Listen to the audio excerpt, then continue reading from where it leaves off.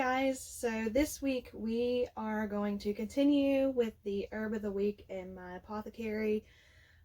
This week I have chosen to do calendula. So calendula is also called pot marigold, but don't mistake it for just your regular garden variety marigold. So you have to make sure that when you get it, you actually get calendula. So some of the things that calendula is used for is divination, psychic dreams, honoring the dead, happiness, stopping gossip, and protection. So I'll go into some of the more particular ways of how to use calendula in your workings. So you can use garlands of the flowers for protective charms, especially nightmares. So just if you grow calendula, you can just pick off the flower heads and string them on like a string or a piece of yarn, or tie them and just hang them over the bed, especially if you're using them for nightmares. If you're doing them for just protection, you can hang them over like your doorways as a garland. Use the petals to aid in happiness spells. So calendula is very, very colorful. It's very vibrant yellow. It is so pretty. So you can use these in happiness spells.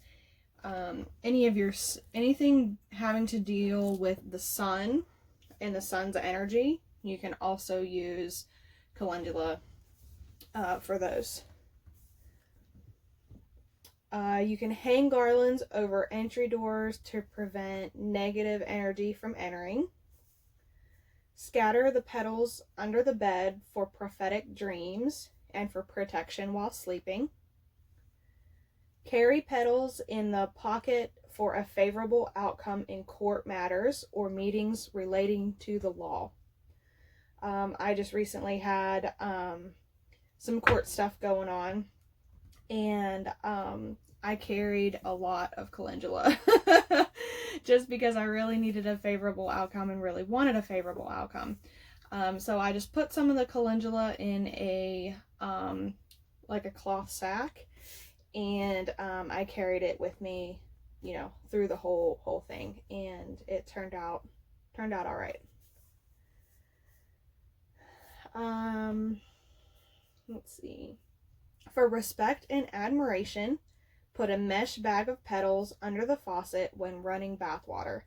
So this is, more like your bath cleansings and things. You can put calendula with other herbs if you like in the bath water, and that will project admiration towards others about you.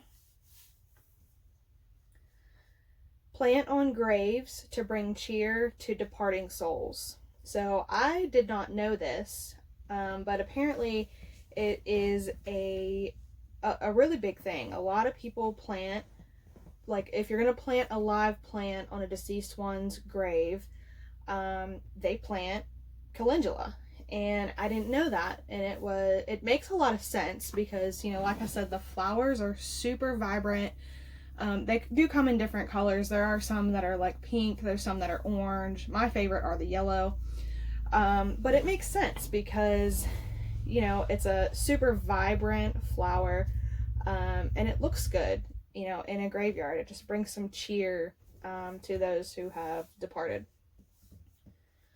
You can toss into a fire during summer solstice to illuminate your spiritual journey. Use to decorate ancestral altars. Like I said, you can, this herb is used to honor the dead. Place petals in a carrier oil, which can be used to bring about a certain intent into positive vibrations. So when you put the herbs in this carrier oil and you just infuse all the calendula energy into the oil, you can use that oil to anoint yourself. If you need a little pick-me-up and want some happiness and some good vibrations for the day, you can use it to anoint candles. You can use it to anoint your altar, to anoint your tools, pretty much anything that you would need to anoint anything with, you can with calendula oil. Wear fresh flowers to court for a favorable outcome. So if you didn't want to, if you felt like you needed an extra boost, instead of just carrying the petals, you could, put a flower like in your hair or as a charm in a necklace or anything.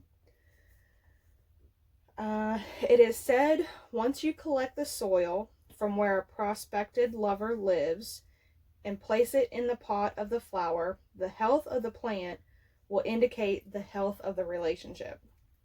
So if you nonchalantly, of course, you get a little bit of soil from where someone that you like lives, mix that into the soil of your calendula plant, and as that plant grows, it will tell you, the outcome of the relationship. And now if it grows beautiful and healthy, then that relationship is going to be great.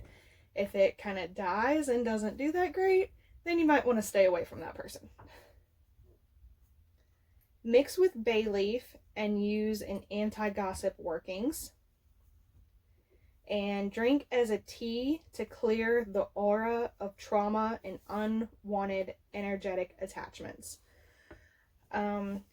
So I do a fair bit of tea making. I brew my own tea.